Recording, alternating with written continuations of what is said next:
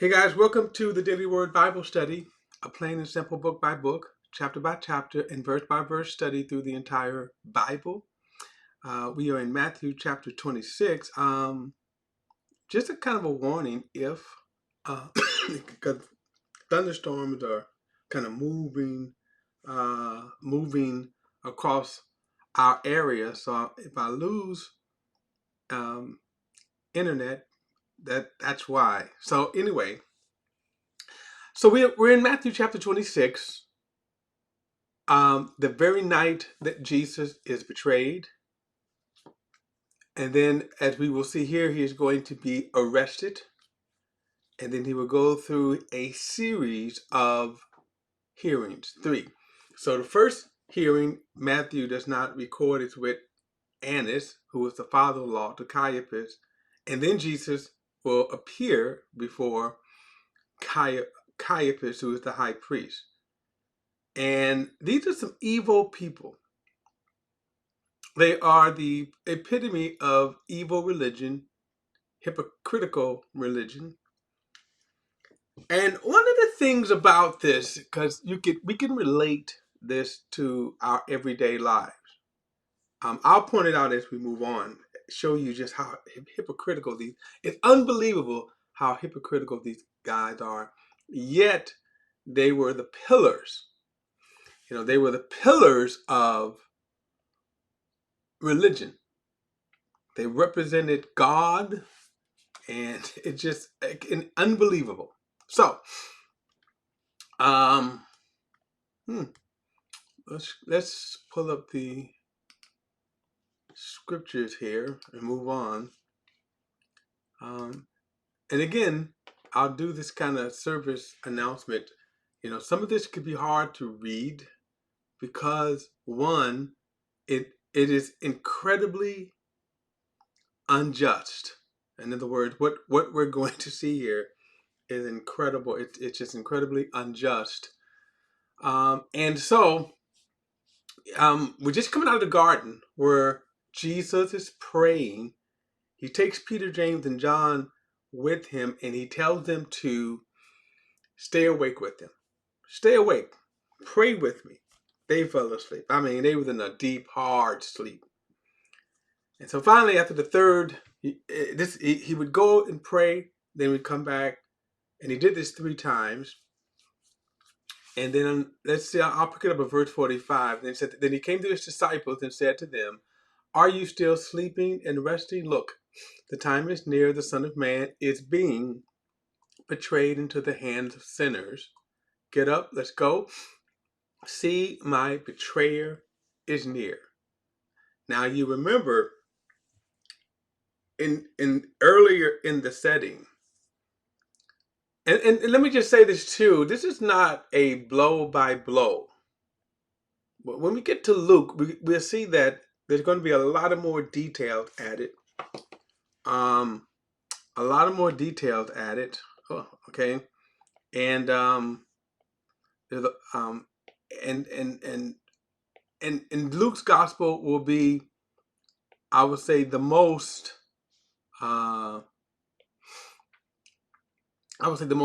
orderly. In other words, how things happen in the order in which they take place. Matthew and the other ones basically are just telling the story, and they're just telling the story, and they're giving certain details, okay, but not, like, let's say, in the order in which they're given. So, for example, you see here, Matthew doesn't focus on when Jesus leaves. John does. John is going to, at some point, turn to Judas and say, "Go do what you have to do." Judas knew what he was talking about. The other disciples did. And they kind of thought when he left, doing the supper, when he left, he was going to give to the poor. I don't know why they would think that, but that's what they thought. And then, so Judas is not present in the garden. So as Jesus goes to the garden and now he's praying, Judas is not there. He goes to the priest gets the troops of people, and so now he's on it. Jesus just announced, hey, he's coming here. He's near. Verse 47. While he was still speaking, Judas, one of the 12, suddenly arrived. A large mob with swords and clubs was with him from the chief priests and the elders of the people. So they came as if Jesus was a criminal. In our day, we would say that the police showed up with guns, right? Rifles, the guns and stun grenades and all, the whole riot, right? And riot gear stuff. And so watch what Jesus says. Verse 48. So his betrayer, uh, hmm, okay, his betrayer um, see, I'm always think I'm losing one of my, uh, it's here. Okay. All right. Anyway. Okay. All right. Like I say, I might lose my feed because of the weather. But anyway, so verse 48 says, his betrayer had given them a sign. The one I kissed, he is the one. Arrest him. Now this kiss was a friendship kiss.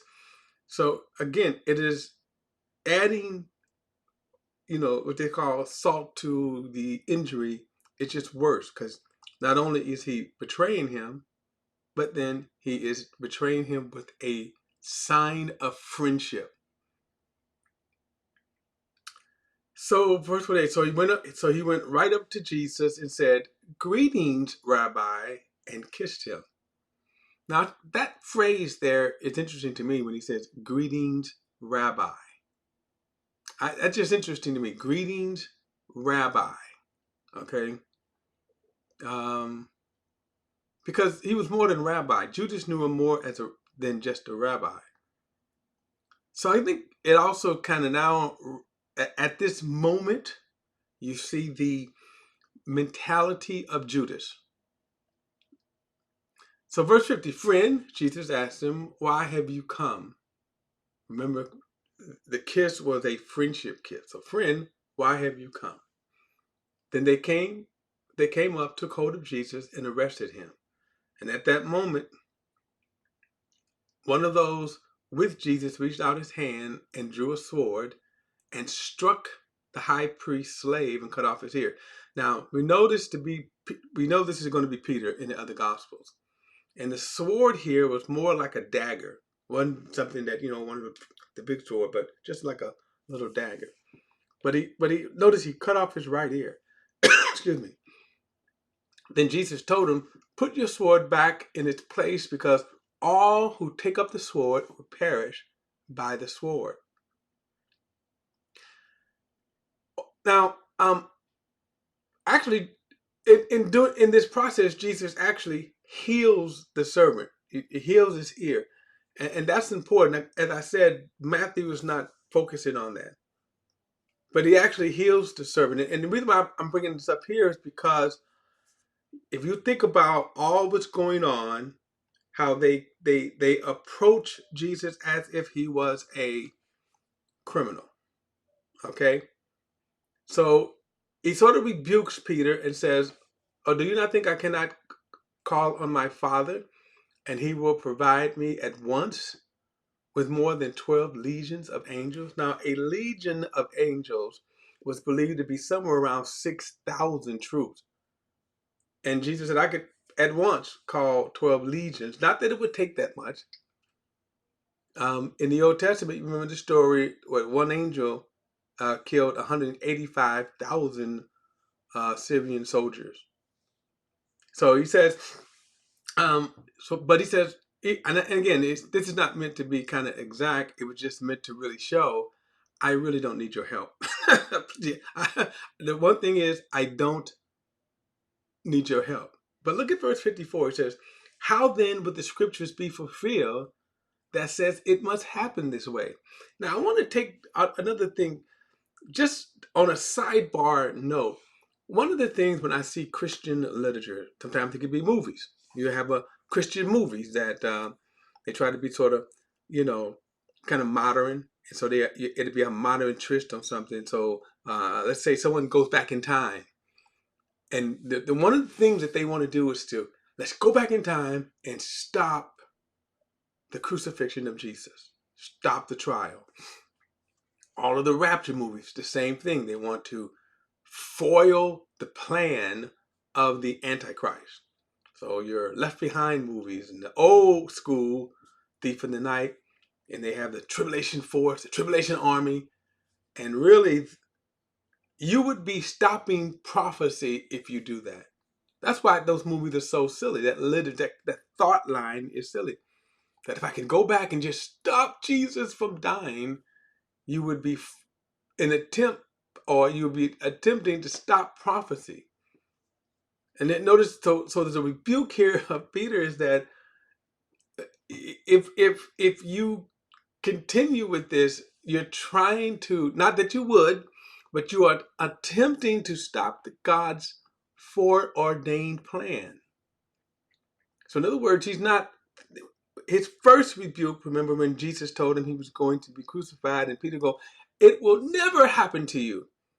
And Jesus rebuked him and said, get thee behind me, Satan. You don't care about the things of God, but the things of men. You know, so we don't, sometimes you can be overcome with the emotion, the sentiment, and don't realize that you are also, coming against the plan of God. Verse 55. So let me go back. So notice he says, how then would the scriptures be fulfilled that it must happen this way? You're attempting, he's saying, in other words, you're attempting to foil scripture. Okay. So at that time, Jesus said to the crowds, have you come out with swords and clubs as if I was a criminal to capture me? One, Jesus would have went willingly. In other words, you didn't need the show of force. He said, every day I used to sit teaching in the temple complex, and you didn't arrest me.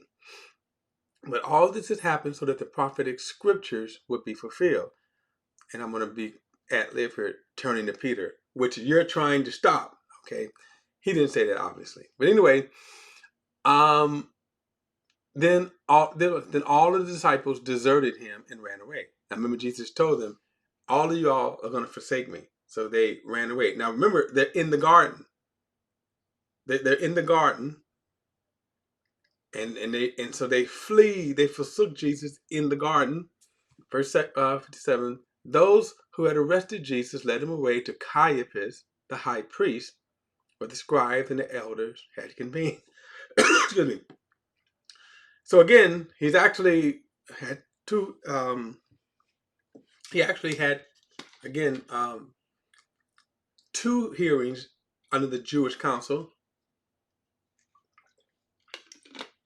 One before Caiaphas' father-in-law, Annas, and then Caiaphas. I don't know why Matthew did not mention that one, that hearing. But that was actually the first one.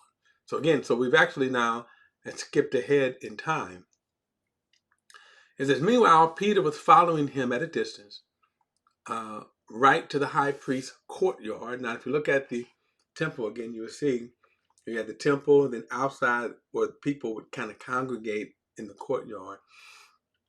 And so Peter, and actually we find out too with other scriptures that John kind of had some connections with some of the people in the temple. James and John, remember, you had 6 of Jesus' apostles that were very devout Jews. And so John knew one of them, and they let John in, and then John was able to get Peter to hook up, and he came in, and he was, again, in the courtyard. He says, meanwhile, Peter was following at a distance, right to the high priest's courtyard. He went in and was sitting in the temple, sitting with the temple police to see the outcome. And the chief priest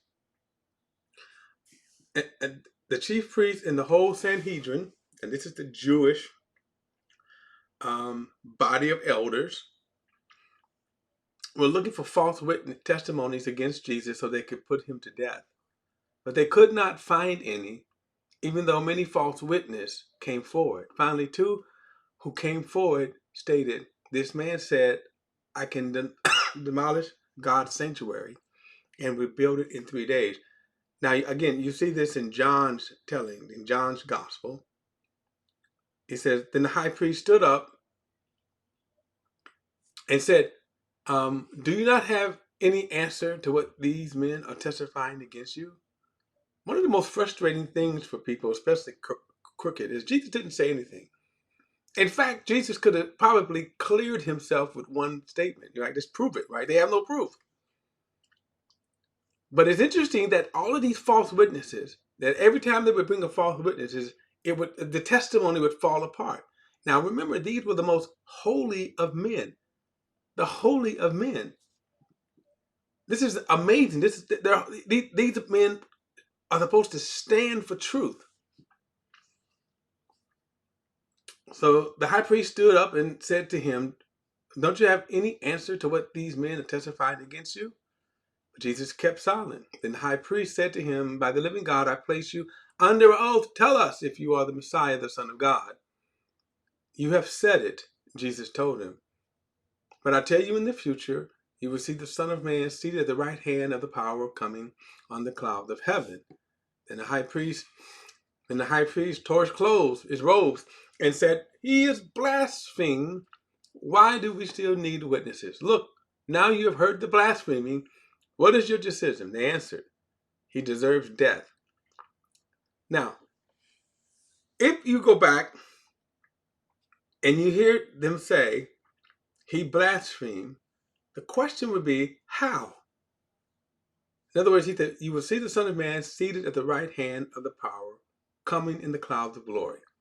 How is that blasphemy if he has demonstrated, which they know he did, they demonstrated that he is the Messiah, that he is the Son of God. So what's the blasphemy? Now, at this point, it doesn't matter because they're desperate. They just were looking for stuff. Remember, they had witnesses after witnesses after witnesses that all of their testimonies fell apart. Now, if they were really, really true, they really wanted the truth, they would have ended this just based upon the false witnesses, which tells you that they had no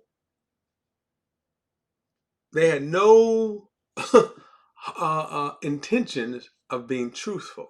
And again, these are the these are the holiest men, which kind of lets us know that religion is corrupt. And we can pretty much is every single denomination. You see this kind of action, every single one of them. You see corruption. You see corrupt religious leaders.